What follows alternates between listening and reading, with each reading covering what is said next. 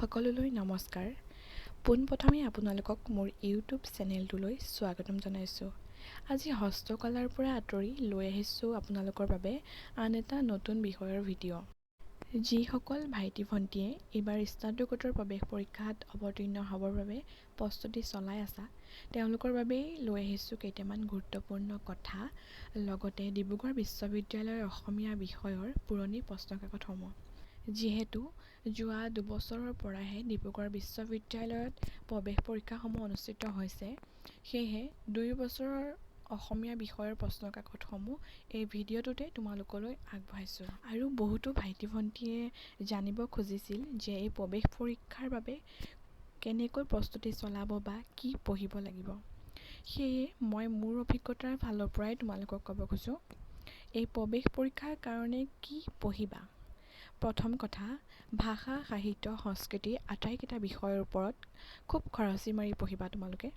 কিয়নো প্ৰশ্নবোৰ অলপ ভিতৰৰ পৰা আহে আৰু কিছু পাজল কৰি দিয়ে। যদিহে বিষয়বোৰৰ ওপৰত তোমাৰ সম্পূৰ্ণ ধাৰণা নাথাকে, তেন্তে পৰীক্ষা হলত কলম কামোৰোতে আমাৰ সময় শেষ হয়, নহয় জানো?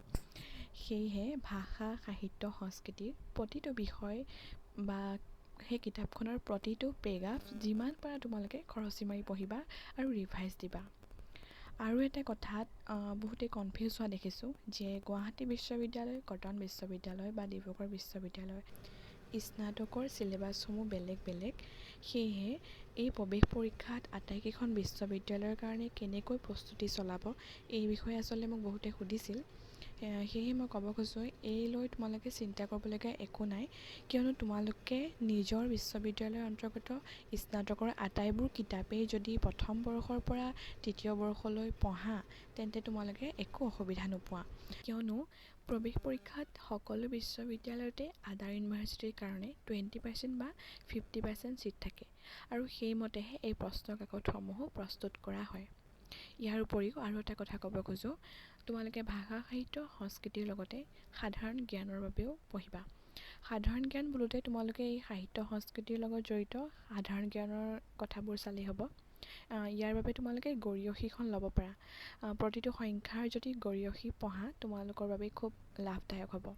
গতিকে গৰিয়সী বা আছাম ইয়াৰবুকখনৰ অসমীয়া সাহিত্য সংস্কৃতিৰ অধ্যায়খিনি চাব পাৰা। লগতে আজিকালি মোবাইলতো বহুখিনি পোৱা যায়, তোমালোকে গুগলৰ সহায়ো ল'ব পাৰা। আচলতে খুব সাধাৰণ কথা এইখিনি, তোমালোকৰ বহুতেই নিশ্চয় জ্ঞাত, কিন্তু তাৰ মাজতে বহুতেই কনফিউজ হৈ আছে। সেয়েহে মই মোৰ অভিজ্ঞতাৰে তোমালোকৰ সহায় হোৱাৰ উদ্দেশ্যে কথাখিনি জনালোঁ। আৰু যদি কিবা তোমালোকৰ জানিব লগা থাকে, তোমালোকে মোক কমেণ্ট কৰি সুধিব পাৰা।